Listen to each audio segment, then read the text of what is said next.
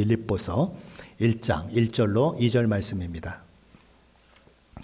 신약성경 317페이지 빌립보서 1장 1절로 2절 말씀, 우리 한 목소리로 같이 봉독하겠습니다.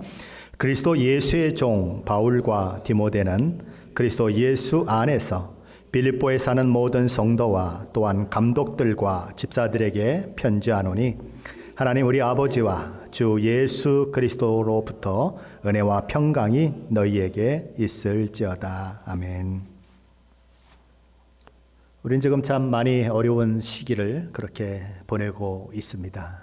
그런 어려운 상황 가운데서도 하나님을 예배하는 자리에 있다고 하는 것은 엄청난 축복입니다. 오늘 이제 두 번째 빌립보서를 강의하는 시간입니다. 사도 바울은 빌립보서를 쓰면서 자신을 가리켜서 그리스도 예수의 종이다라고 소개합니다. 거의 대부분의 바울 서신을 살펴보면 자기 소개는 주로 사도다라고 소개하고 있는 것을 보게 됩니다. 바울이 쓴 서신은 모두 13개의 서신이 있죠. 그런데 그 중에서 7개의 서신에서 나는 사도다라고 소개합니다. 고린도 전서, 고린도 후서, 갈라디아서, 에베소서, 골로새서, 디모데 전서, 디모데 후서, 그것을 보면 이 바울은 나는 사도다라고 소개하고 있습니다. 한 가지 예를 든다면 고린도전서 1장 1절 상말전 말씀을 들 수 있겠죠. 거기서 사도 바울이 이렇게 자신을 소개하죠. 하나님의 뜻을 따라 그리스도 예수의 사도로 부르심을 받은 바울이라고 소개합니다. 그리고 이제 바울의 서신 중에서 2개의 다른 서신은 사도 바울 자신을 가리켜서 그리스도의 종 혹은 하나님의 종 그리고 사도 이렇게 고백하는 그런 바울 서신이 2개가 더 있습니다.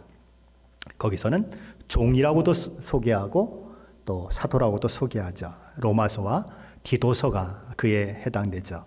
로마서 1장 1절에서 사도 바울은 예수 그리스도의 종 바울은 사도로 부르심을 받아 하나님의 복음을 위하여 택정함을 입었으니 라고 자기를 소개함으로써 자기 자신을 그리스도의 종으로 또 그리스도께서 세우신 사도로 그렇게 소개를 하면서 이 디도서에도 마찬가지로 그렇게 종과 사도가 같이 소개되고 있습니다.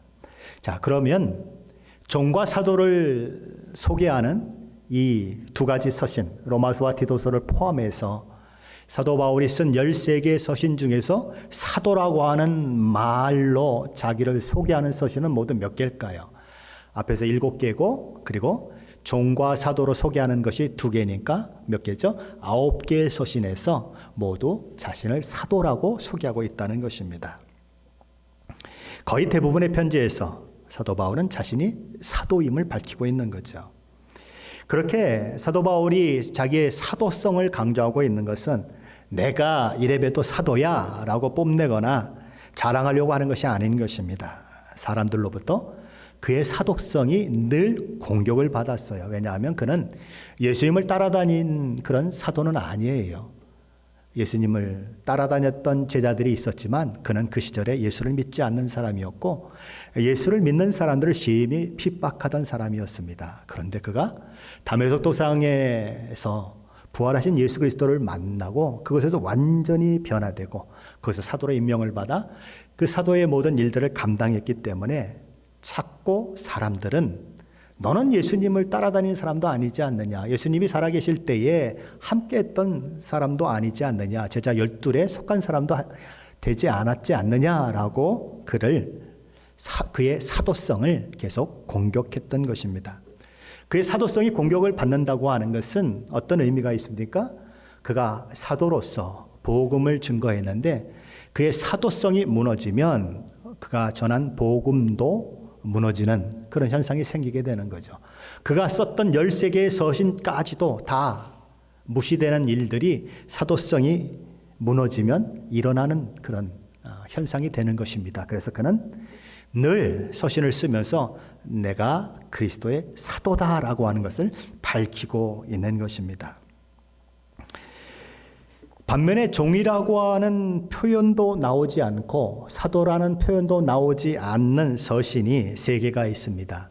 데살로니가 전서, 데살로니가 후서, 그리고 빌레몬서인 거죠. 그리고 오늘 저희들이 살펴보는 이 빌립보서에서는 종이다라고 하는 말만 나오는 것입니다. 사도 바울이 썼던 13개의 서신 중에서 오직 종만 언급되고 있는 서신은 이 빌립보서가 유일해요. 빌립보서만 자신을 그리스도의 종이다라고 표현을 하고 있는 것입니다. 바울은 모두 4개의 서신에서 어떤 서신은 종도 표시를 하지 않고 사도로 표시도 하지 않고 빌립보서에서는 사도를 제외하고 종이라고만 표현을 하고 있습니다. 왜 그렇게 하고 있을까요? 그 이유는 데살로니가 전후서를 받아보는 데살로니가 성도들이나 빌레몬에게 개인적인 편지 형식으로 보냈던 빌레몬서나 오늘 살펴보고 있는 빌립보 교회에 보냈던 빌립보서나 그것을 받아보는 대상자들이 서신을 받아보는 수신자들이 사도의 사도성에 대해서 전혀 불만이나 아니면 의심하거나 그런 것들이 없었기 때문입니다. 사도 바울이 당연히 사도라고 그들은 인정하고 있었고 사도로서 존중하고 있었던 거죠. 그러니까 그런 사람들 앞에서 굳이 내가 사도다라고 이야기할 필요가 없는 것입니다. 제가 여러분 앞에서 자꾸 만날 때마다 내가 시애틀 임마누엘교회 담임 목사예요. 또 만나가지고 내가 시애틀 임마누엘교회 담임 목사예요. 그러면 여러분은 저 목사 좀 이상하다 그러지 않겠습니까? 당연히 알고 있는 걸 뭐 그렇게 강조할 필요가 있습니까? 바로 사도 바울이 지금 그러고 있다는 것입니다. 당연히 사도로 알고 있는데 굳이 사도라고 이야기할 필요가 없고 그 대신에 그는 종이다라고 하는 표현을 하고 있는 것입니다. 나는 그리스도 예수의 종이다. 이 종이라고 하는 표현은 빌립보서 2장으로 넘어가면 사도 바울이 예수 그리스도의 그 성육신을 언급하면서 다시 한번 언급이 됩니다. 거기 이렇게 되어 있습니다. 자기를 비워 종의 형체를 가지사. 뭐의 형체를 가졌다고요? 종의 형체를 가지사. 사람들과 같이 되셨고 사람의 모양으로 나타나사라고 하는 표현으로 자기가 종이었고 예수 그리스도도 종의 형체를 가져서 이 땅에 오셨다고 하는 것을 연결시키고 있는 거죠. 예수 그리스도께서 뭐라고 말씀하시죠? 인자는 섬김을 받으려 함이 아니라 섬기러 왔다고 말씀하시죠. 종의 형체를 가지고 오셨을 뿐만 아니라 정말 종처럼 섬기고 또 종처럼 그렇게 십자가에 못 박혀 죽는 그 일들을 예수 그리스도께서 하셨는데 바울도 나도 그렇다라고 얘기하는 것입니다. 나도 섬기는 자로 있노라라고 말하는 거죠. 당시 로마 사회에서는 여러 계층의 종들이 있었습니다. 쉽게 말하면 종들 중에도 서열이 있다는 것입니다. 제가 미국에 처음 와가지고 그 영어를 공부하러 갔더니 거기에 이제 이렇게 얼굴 피부 색깔이 이렇게 검은 분이 몇 분 있으셨는데 뭐 여기에다 이렇게 동그랗게 뭘 표시를 하고 그렇게 왔더라고요. 그래서 그분 이렇게 얘기를 좀 들으니까 그 피부 색깔에 따라서 자기들 안에도 그 레벨이 있더라고요. 피부가 더 검으느냐 아니면 덜 검으느냐에 따라서 자기들끼리도 차별을 한다는 겁니다.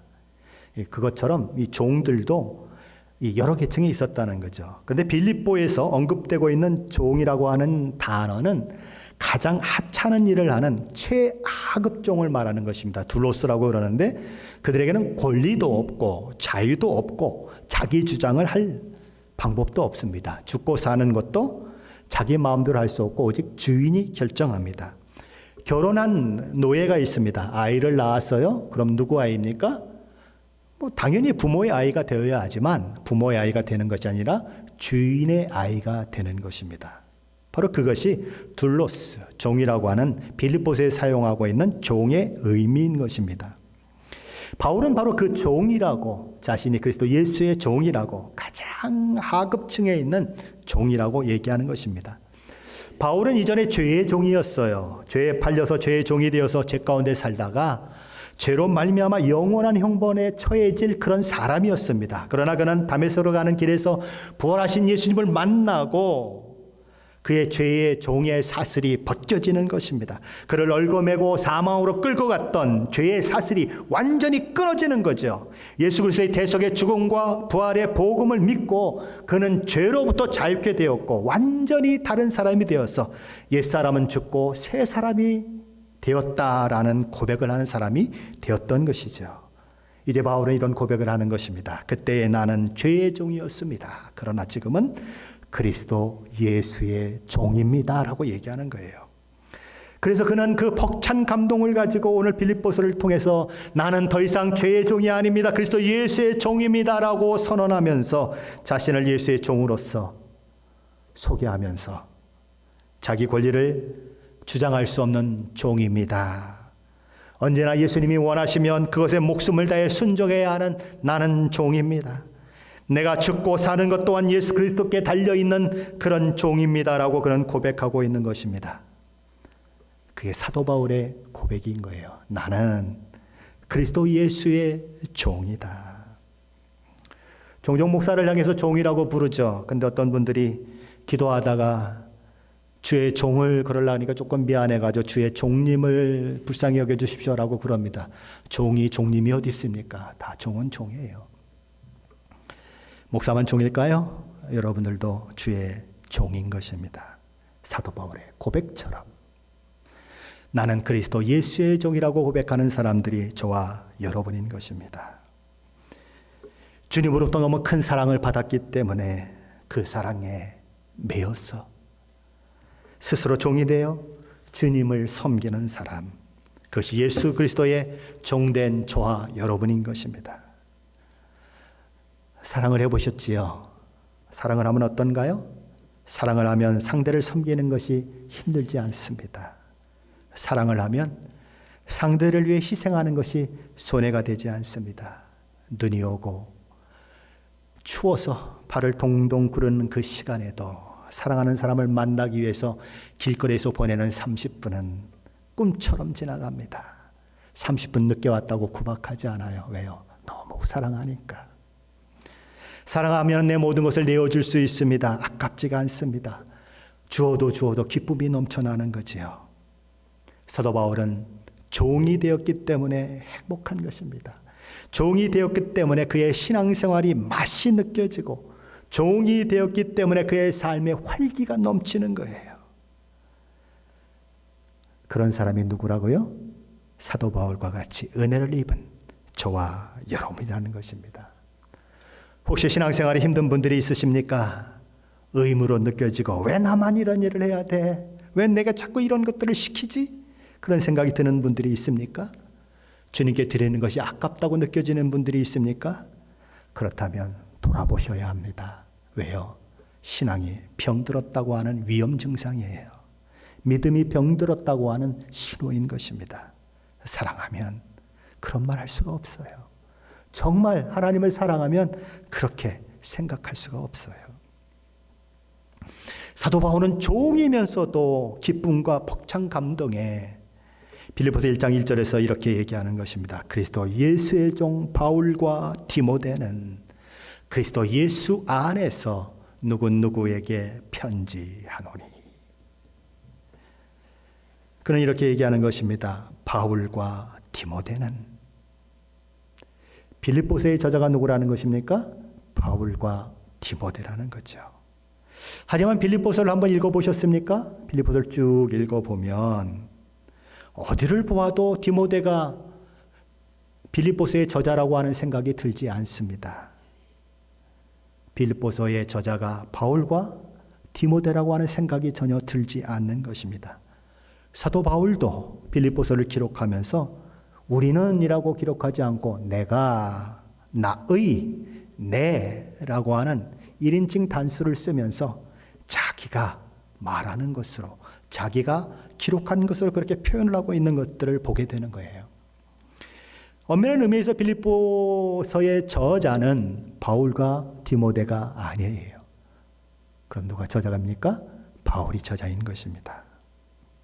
그런데 바울은 자기가 저자임에도 불구하고 디모데를 빌립보서의 공동 저자의 그 위치에 올려놓는 거예요. 이유가 무엇일까요?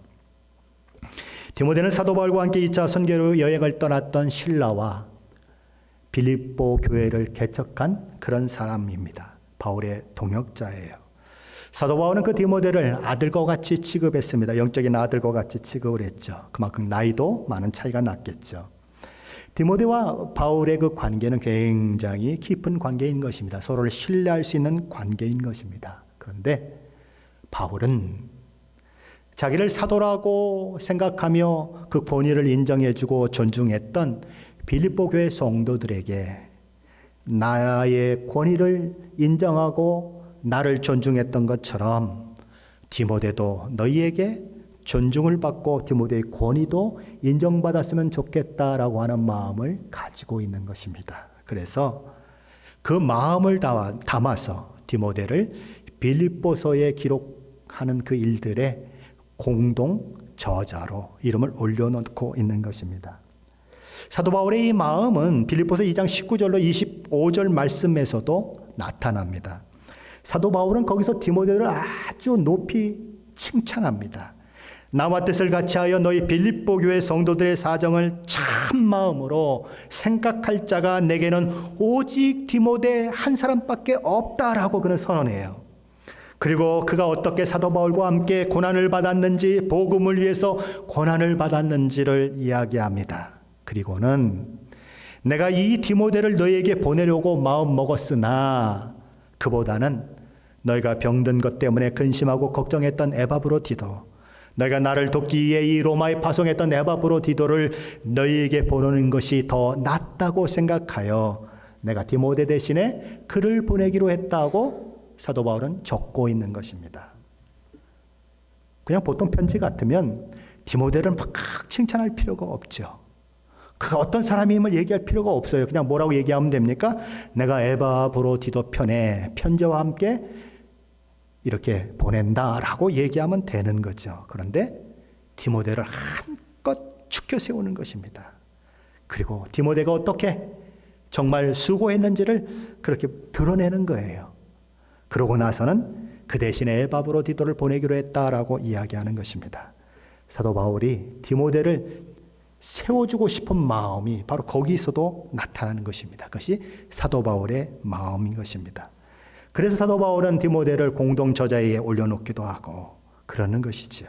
사도 바울이 디모데를 얼마나 생각했는지, 그를 얼마나 귀히 여기는지를 볼 수 있는 그런 모습인 것입니다. 물론 빌립보서의 내용이 바울 혼자만의 생각이 아니라 디모데도 동의하고 있다고 하는 그런 마음이 공동 저자라고 하는 그 속에는 들어 있습니다. 그래서 사도 바울의 그 저서들을 보면 사도 바울과 실루기아는 이렇게 표현을 하고 사도 바울과 누구는 하고 이렇게 표현하는 것들이 많이 나옵니다. 혼자의 의견이 아니라 우리 모든 공동체가 이렇게 어그리할 수 있는, 동의할 수 있는 그런 의견이다라고 하는 것을 그것을 통해서 보여주는 거죠. 자, 그렇다면 빌립보 교회 이 서신은 누구에게 보내진 서신일까요? 빌립보서 1장 1절 하반절은 이렇게 얘기합니다. 그리스도 예수 안에서 빌립보에 사는 모든 성도와 또한 감독들과 집사들에게 편지하노니. 빌립보서의 수신자들, 빌립보서를 받아보는 사람들은 빌립보 교회의 모든 성도들 그리고 감독과 집사들입니다. 여기 언급되고 있는 감독은 오늘날로 말하면 장로를 가리키는 표현입니다. 왜냐하면 이 시대에는 감리교의 감독과 같은 그런 제도들이 없었던 시대입니다. 한 교회의 감독입니다. 그래서 이 장로는 직분을 가리키는 표현이라면 감독은 그가 하는 역할, 기능을 가리키는 표현인 것입니다. 그러니까 기능적으로 역할이나 이런 것들을 생각해서 감독이라고 부르고 직분으로 부를 때는 장로라 부르는 것이지요. 성도들을 돌아보면서 그들이 영적으로 건강한지, 어두운 데서 홀로 외로워하며 고통받는 성도는 없는지, 성도들의 영적 상태와 삶의 상태를 늘 살피고 돌아보고 그를 위해서 기도하는 사람이 누굽니까? 그게 장로예요. 장로는 어깨에 힘주는 사람이 아닌 것입니다. 돌아보고 살펴야 하는 사람인 것입니다.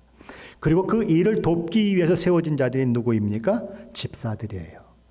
그래서 예루살렘 교회가 커지고 여러 가지 많은 일들을 통해서 히브리파 과부들과 헬라파 과부들을 섬기는 그 일들이 제대로 되지 않죠. 왜냐하면 사도들은 할 일이 많고 그랬을 때에 세워진 사람들이 누굽니까? 바로 이 집사들인 것입니다. 교회의 전반적인 행정을 돕고 재정을 감당하고 장로들이 하는 일들을 잘 할 수 있도록 돕는 사람들이 바로 집사죠. 바로 이렇게 감독과 집사는 교회의 리더십에 해당하는 사람들인 것입니다. 그런데 빌립보서는 그들만에게 보내진 것이 아닌 것입니다. 모든 성도들에게 보내졌어요. 빌립보 교회 성도들 중에는 여자도 있습니다. 아이도 있습니다. 당시에 여자와 아이는 숫자에 집어넣지도 않았던 시대예요. 그곳에는 이제 막 믿기 시작한 새 신자도 있습니다. 그 속에는 노예 출신도 있어요.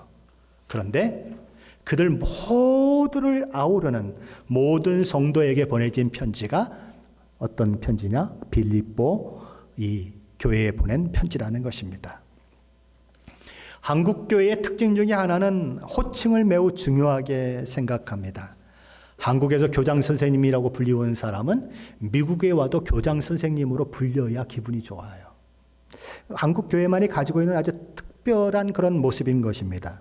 교회 안에는 그래서 목사, 장로, 안수집사, 권사, 서리집사 등의 호칭이 있습니다. 미국 PCA 같은 경우는 장로로 6년을 섬겼다가 장로직을 내려놓으면 그때부터는 성도로 불려집니다. 그런데 우리는 장로직을 내려놨다고 했는데 장로라고 안 불러주면 막 뿔을 냈죠. 화를 냅니다. 이게 다른 거예요. 문화가 달라서 그래요. 자, 그런데 그렇게 직책들을 가지고 있는 사람들을 가리켜 우리는 뭐라고 부릅니까? 성도라고 부릅니다. 그 성도라고 하는 이 이미지가 그리 이렇게 긍정적으로 아주 좋은 것으로 다가오지 않아요. 종종 어떤 성도들은 이렇게 얘기하죠. 저는 그냥 성도에 불과해요. 무슨 얘기예요?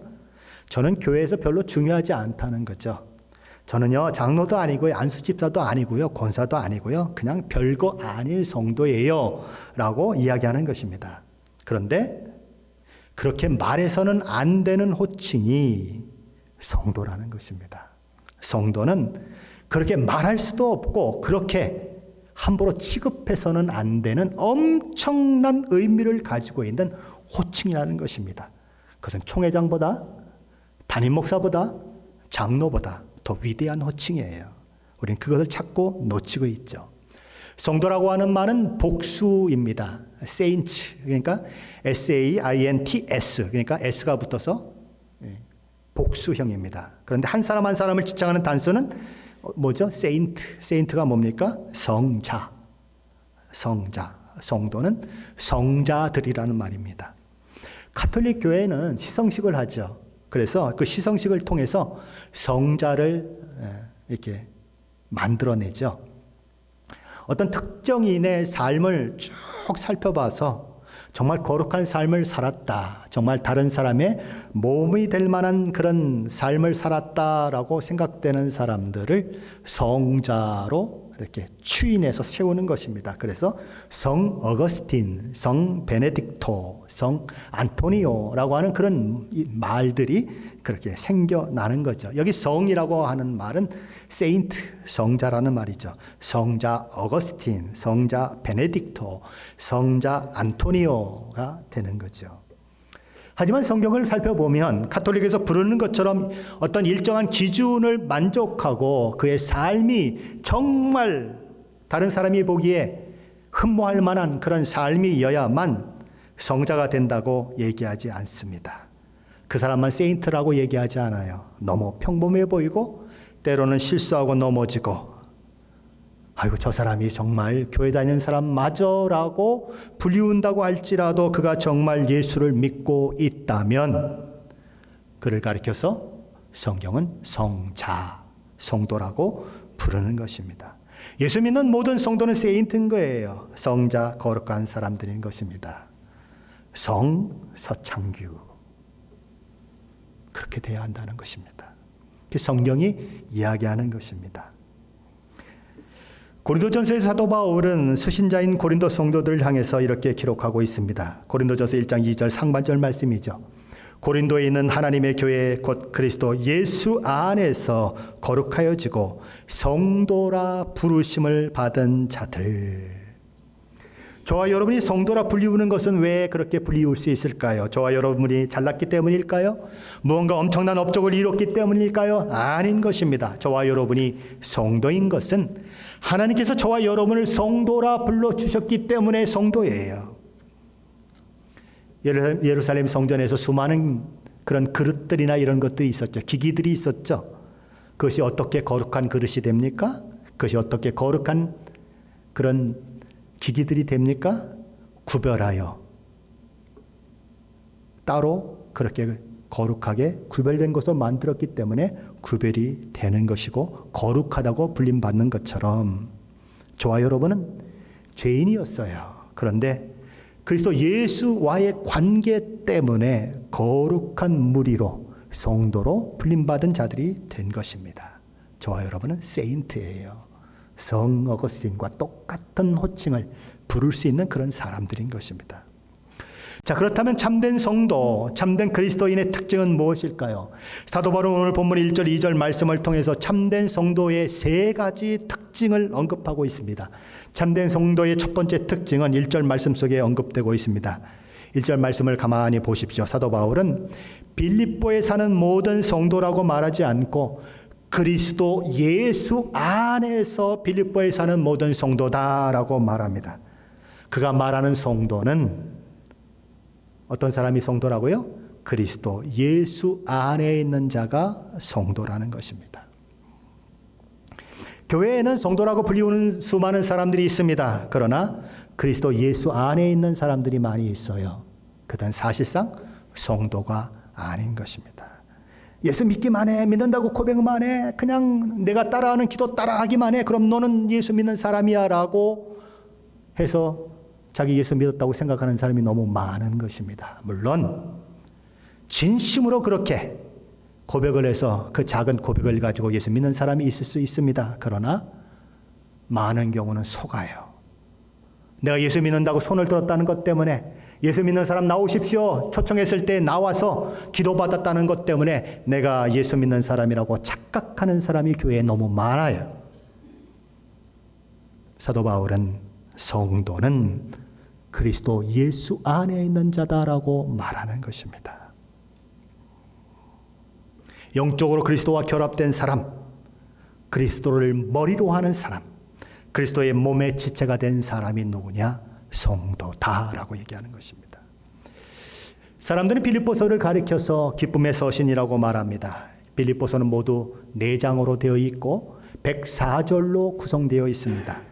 그러면 4장 104절 가운데서 기쁨 또는 기뻐하다라고 하는 단어가 몇 번이나 등장할까요? 모두 16번 등장합니다.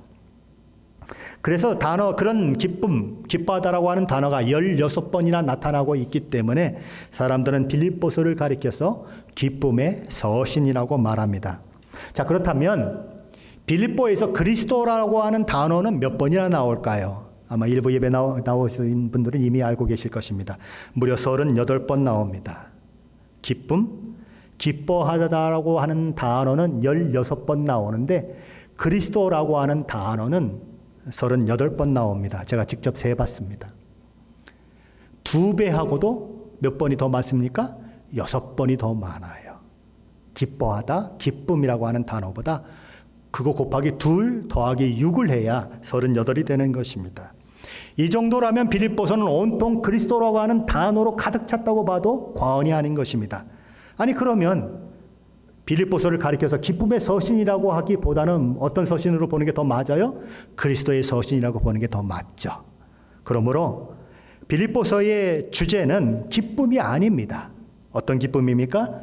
그리스도 안에 있는 기쁨, 주 안에 있는 기쁨이라고 보아야 맞는 것입니다. 왜요? 38번이나 나오는 그리스도를 제외하고는 그 기쁨은 아무런 의미가 없기 때문에 그래요. 사도 바울이 이야기하는 것도 바로 그것입니다. 지금 사도 바울은 어디에 있습니까? 감옥에 갇혀 있습니다. 빌립보서를 받아보는 빌립보 교회 성도들도 고난과 고통, 핍박과 박해 가운데 있어요. 감옥에 있는데 기쁠 사람이 어디 있겠습니까? 환난과 핍박 가운데, 어려움 가운데 고통을 겪고 있는 사람이 어떻게 기뻐할 수가 있겠습니까? 오히려 슬퍼하고 낙담하고 한숨 짓고 울고 그래야 할 상황인데 그들에게는 이상하리 많지 기쁨이 있습니다. 그 기쁨은 어디서 오는 기쁨일까요? 그리스도 안에서 주어지는 기쁨이에요. 예수님은 요한복음 15장 5절에서 이렇게 말씀합니다. 나는 포도나무여 너희는 가지라. 그가 내 안에 내가 그 안에 거하면 사람이 열매를 많이 맺나니 나를 떠나서는 너희가 아무것도 할 수 없습니다. 예수님은 이렇게 말씀하십니다. 나를 떠나서는 너희가 아무것도 할 수 없습니다. Apart from me, you can do nothing. 아무것도 할 수 없다라고 얘기하는 거예요. 세상에 어떤 사람들은 선천적인 사람들이 있죠. 낙관적인 사람들이 있습니다. 매사에 긍정적인 사람들이 있을 수 있습니다. 그런데 모든 상황과 처지를 뛰어넘는 기쁨을 누리고 있는 사람은 오직, 그렇게 누릴 수 있는 사람은 오직 그리스도인 성도뿐인 것입니다. 나를 떠나서는 너희가 아무것도 할 수 없습니다. 그리스도 예수로 말미암아 공급되는 은혜와 평강과 기쁨이 그 마음 가운데 채워지지 않는다면 저와 여러분은 결코 모든 상황 가운데서 기뻐할 수 없습니다. 형편과 처지와 상관없이 행복할 수 없습니다. 누가 형편과 처지와 상관없이 행복할 수 있는 사람이겠습니까? 내가 사는 것이 그리스도인이 죽는 것도 유익합니다 라고 말하며 장렬히 죽을 수 있는 사람이 누구입니까? 어떤 형편에도 내가 자족하기를 배웠노니 나는 비천에 처할 줄도 알고 풍부에 처할 줄도 아는 일체의 비결을 배웠노라라고 선언할 수 있는 사람이 누구입니까? 그리스도 예수 안에 있는 성도, 그들밖에 없는 것입니다. 그들은 사도 바울이 로마서 8장 38절 39절 말씀을 통해서 내가 확신하노니 사망이나 생명이나 천사들이나 권세자들이나 현재일이나 장래일이나 능력이나 높음이나 깊음이나 다른 어떤 피조물이라도 우리를 우리 주 예수 그리스도 안에 있는 하나님의 사랑에서 끊을 수 없으리라고 선언하고 있는 것처럼 그 어떤 상황에서도 비록 그 상황이 절망적인 상황이라고 하더라도 자신이 견고하게 우리 주 그리스도 예수 안에 있는 하나님의 사랑 안에 붙어 있다고 하는 것을 아는 자로, 믿는 자로 그 믿음을 지키며 사방으로 우겨쌈을 당하여도 쌓이지 아니하며 답답한 일을 당하여도 낙심하지 아니하며 박해를 받아도 버림받지 아니하며 거꾸로 때림을 당하여도 망하지 아니하는 그 은혜를 누리는 것입니다. 누가요? 그리스도 안에 있는 사람, 성도가 그렇다는 것입니다. 그것이 성도가 가진 첫 번째 특징인 거지요. 참된 성도의 두 번째, 세 번째 특징은 빌립보서 1장 2절 말씀에 나타나고 있습니다. 빌립보서 1장 2절 말씀인데 우리 함께 읽어보겠습니다. 하나님 우리 아버지와 주 예수 그리스도로부터 은혜와 평강이 너희에게 있을지어다. 참된 성도의 두 번째 특징은 그가 은혜 받은 자라는 것입니다. 그리스도인은 은혜 받은 자입니다. 은혜 받은 자라고 하는 이 말은 그리스도인을 가장 잘 나타내주는 말인 것입니다. 은혜가 무엇입니까? 아무 공로나 자격 없는 자에게 주어지는 하나님의 선물입니다. 우리는 구원도 그렇게 받았어요. 그리고 지금도 그 은혜를 누리고 있는 것입니다. 그리스도인이 은혜 받은 자라고 하는 말이 가지는 의미는 하늘에서 모든 것을 두루두루 살피는 하나님께서 이 땅과 이 세상에 살고 있는 수많은 사람들 중에 2021년 2월 7일 주일 현재 78억 4,400만 명의 사람들 중에서 죄 가운데 태어나고 죄악 중에 출생한 허다한 사람들 중에서 그리스도인이라는 이름으로 알려진 저와 여러분을 특별한 은총의 눈길로 바라보신다는 것을 말합니다. 그것이 그리스도의 은혜 받은 자라고 하는 의미라는 거예요. 구약성경 아모스 3장 2절 말씀에 보면 하나님께서 특별히 선택하여 세우신 이스라엘 백성을 향해서 이렇게 말씀하십니다. 내가 땅의 모든 족속 가운데서 너희만을 알았나니. 너희만 알았다라고 말씀하시는 거예요. 하나님께서 다른 나라의 존재를 모르실까요? 어떤 사람들이 살고 있는지 모르실까요? 다른 나라에 대해서 요만큼만 알고 다 알지 못하실까요? 그럴 리가 없죠. 전지전능하신 하나님이 그러실 리는 없어요. 다 아시죠. 그렇다면 너희만 알았다는 말이 뭘까요? 무엇을 의미할까요? 이스라엘 백성에게 하나님이 특별한 관심을 기울이고 있다는 말씀인 것입니다. 하나님께서 이스라엘 백성을 내 아들, 내 장자라고 부르십니다. 그들에게 엄청난 은총과 축복을 쏟아부으시고 그들을 친히 인도하시고 이끌어 가십니다. 왜 그러셨을까요? 그들이 잘났기 때문일까요? 그들이 자격이 있었기 때문일까요? 아니에요. 하나님께서 이스라엘 백성들을 택하여 부르사 출애굽시키시고 가나안 땅에 들어가 살게 하시는 원인이 이스라엘 백성들의 자격이나 그들의 모습, 아름다운 모습이 있지 않다고 누누이 말씀하십니다. 예를 들면 신명기 9장 5절 상반절에서 하나님은 이렇게 말씀하세요. 내가 가서 그 땅을 차지함은 내 공의로 말미암음도 아니며 내 마음의 정직함으로 말미암음도 아니다. 이스라엘 백성들이 하나님의 은혜를 입은 것은 그들의 공의 때문도 아니요 그들의 마음이 정직했기 때문도 아니라고 우리 하나님은 말씀하신 것입니다. 이어지는 신명기 9장 6절에서는 한 발 더 나아가셔서 이렇게 말씀하십니다. 그러므로 내가 알 것은 내 하나님 여호와께서 내게 이 아름다운 땅을 기업으로 주신 것이 내 공의로 말미암음이 아니니라. 너는 목이 곧은 백성이니라 라고 말씀하십니다. 이스라엘 백성들에게서 발견된 것은 공의로운 모습이 아니었어요. 오히려 하나님을 반역하고 고집스럽게 하나님께 반항하면서 마치 고집센 황소처럼 목이 곧은 백성으로서 죄인된 모습만이 그들에게서 나타났습니다. 그럼에도 불구하고 하나님께서 이스라엘 백성들에게 은혜를 베푸셨고 출애굽시키셨고 젖과 꿀이 흐르는 가나안 땅에 들어가 살도록 하셨다는 것입니다. 이스라엘은 그야말로 궁유를 입을 수 없는 백성이었는데 궁유를 입었다는 것입니다. 은혜는 고사하고 저주를 받아 마땅히 멸망당해야 할 백성인데 은혜를 입었다는 것입니다. 그래서 신명기 33장 29절 말씀에서 이 모세는 이렇게 얘기하는 것입니다. 이스라엘이여 너는 행복한 사람이로다. 여호와의 구원을 너같이 얻은 백성이 누구냐? 그런 은혜를 경험한 나라와 민족은 세계 어디에도 없다. 특별한 하나님의 은혜를 입은 이스라엘 백성 바로 너희들이다 라고 얘기하는 것입니다. 그 하나님의 은혜를 누가 또 누리고 있습니까? 오늘 저와 여러분이 누리고 있는 것입니다. 저와 여러분도 목이 곧은 백성이었어요. 하나님을 반항하고 하나님 앞에 저항하는 사람들이었어요. 로마서 5장 8절에 그것을 얘기합니다. 우리가 아직 죄인 되었을 때에, 언제요? 죄인 되었을 때에 그리스도께서 우리를 위하여 죽으심으로 하나님께서 우리에 대한 자기의 사랑을 확증하셨느니라. 예수께서 십자가에 죽으신 것은 저와 여러분이 여전히 죄인 되었을 때예요. 뭐 잘난 것이 있을 때가 아니에요. 의로울 때가 아니에요. 여전히 나쁜 짓하고 죄 가운데 살고 하나님을 반항했을 때에 하나님 우리에게 그런 사랑을 보내어 주신 거예요. 그 하나님의 사랑을 무엇이라고 우리는 한마디로 정리할 수 있을까요? 은혜인 것입니다. 은혜는 인간이 죄로 말미암아 영원히 멸망받아 마땅함에도 불구하고 하나님께서 용서하시고 구원해 주시는 하나님의 복된 선물인 것입니다.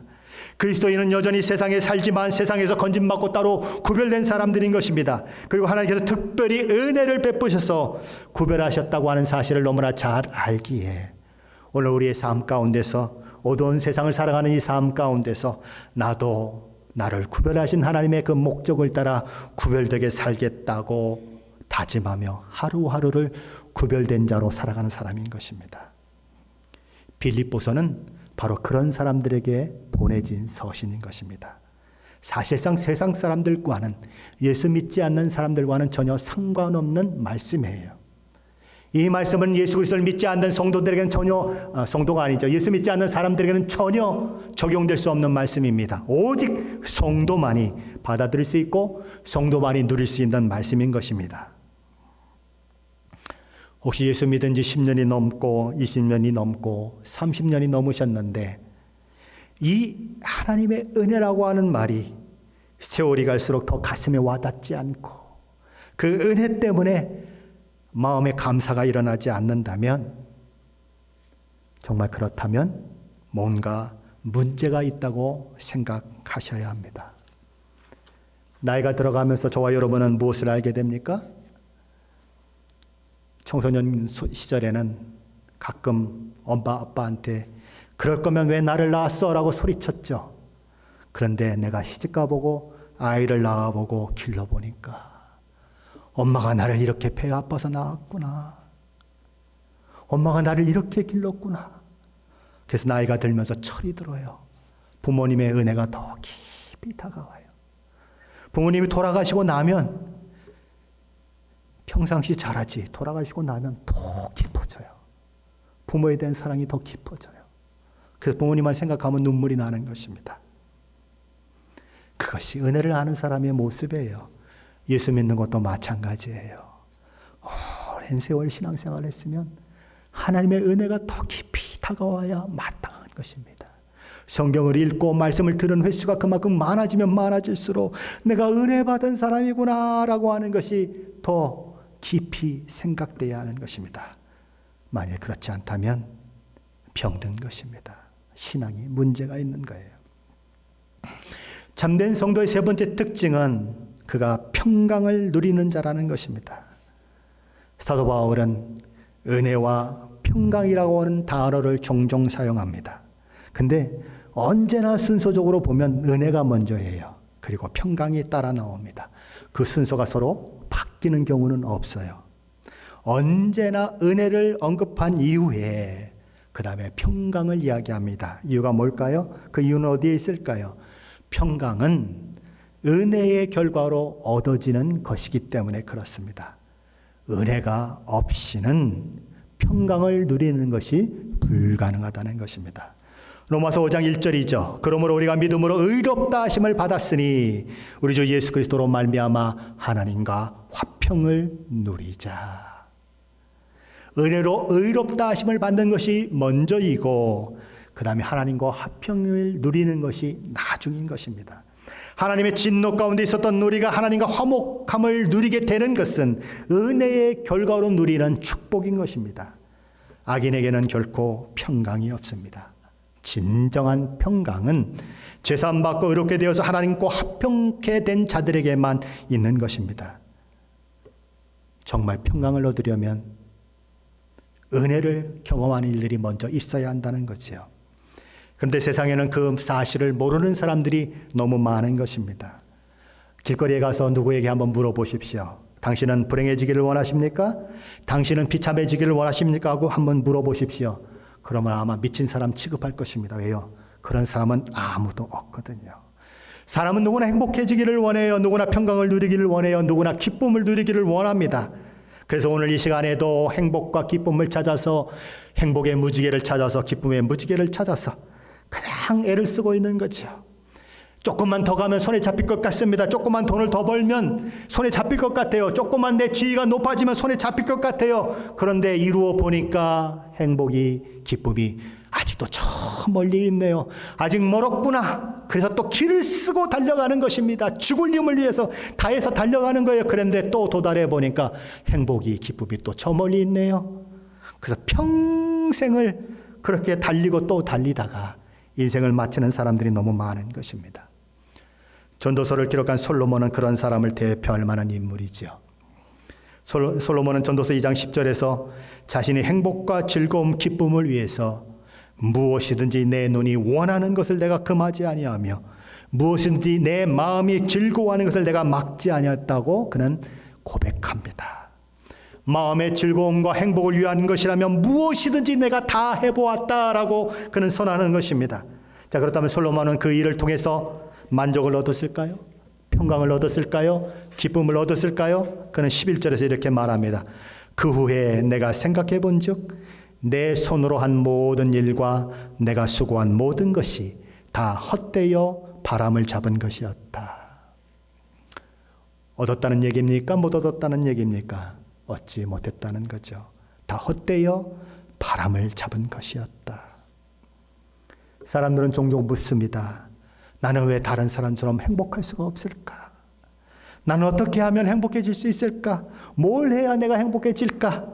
대답은 오직 하나예요. 예수 믿고 예수 믿는 사람이 되는 것. 그때야 은혜를 경험하는 자로서 평강을 누리고 기쁨을 누릴 수 있다는 것입니다. 그리스도인이 되어야 한다는 거예요.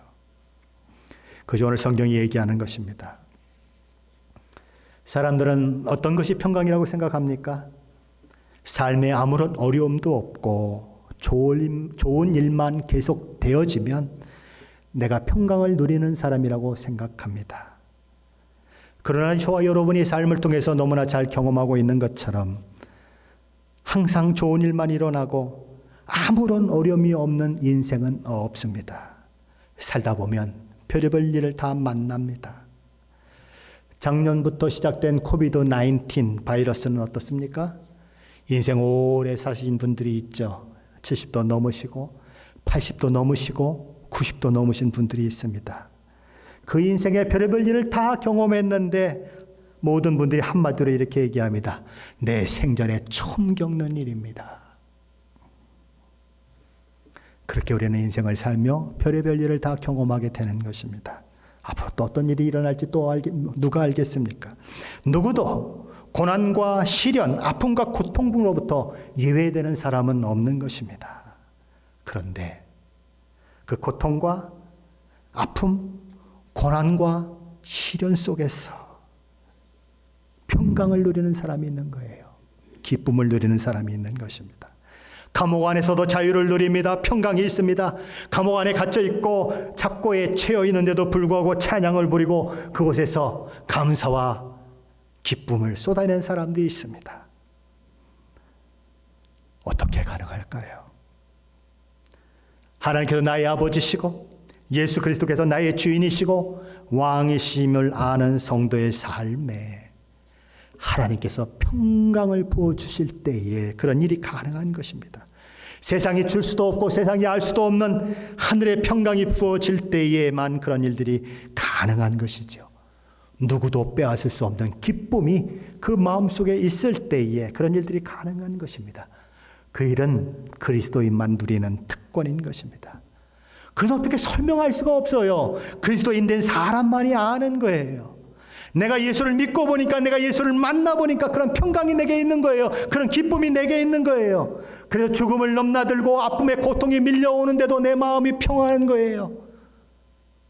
살려달라고 울부짖는 것이 아니라 하나님 앞에 기도하며 찬양하는 일들이 일어나는 거예요. 그리스도인만이 가지고 있는 놀라운 특권인 것입니다. 세상 사람들은 그리스도인의 어떤 모습을 보고 놀랄까요? 많은 분들이 그리스도인들이 탁월해져야 된다고 이야기합니다.